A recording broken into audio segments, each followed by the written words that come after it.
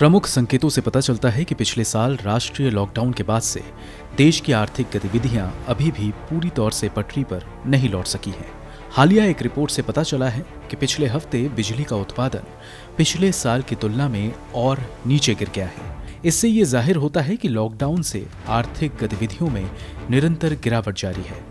इस साल राज्यों में लॉकडाउन लागू करने से पहले बिजली उत्पादन अपने चरम पर था। इस दौरान प्रतिदिन 4200 मिलियन यूनिट बिजली का उत्पादन हो रहा था, लेकिन राज्यों के पाबंदियां लगाने के बाद ये 23% कम हो गया है, जो मार्च 2020 में लॉकडाउन की घोषणा के तुरंत बाद गिरावट से बहुत अलग नहीं है।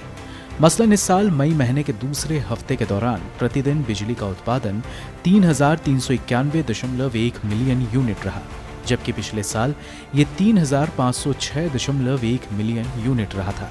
उससे भी पहले अगर साल 2019 में मई महीने में प्रतिदिन बिजली उत्पादन की बात करें तो ये 4008.1 मिलियन यूनिट रहा था।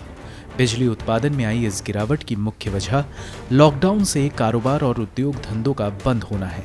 ऐसे में ये साफ है कि देश की आर्थिक गतिविधियों पर कोरोना संक्रमण की पहली लहर से ज्यादा दूसरी लहर कहर बरपा रही है। एक रिपोर्ट के मुताबिक कुछ बिजली की मांग का 41.16% औद्योगिक और 17.69% कृषि खपत है।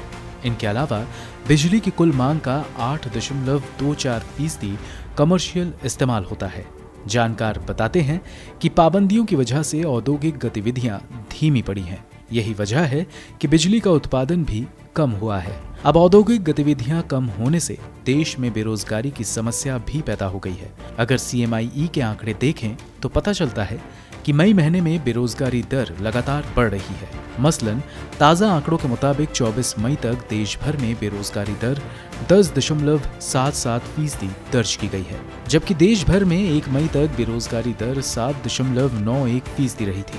इनमें भी ताज़ा हालात पर गौर करें तो शहरों में बेरोजगारी दर 12.98% है, जबकि ग्रामीण इलाकों में ये 9.76% है। ब्यूरो रिपोर्ट, गो न्यूज़।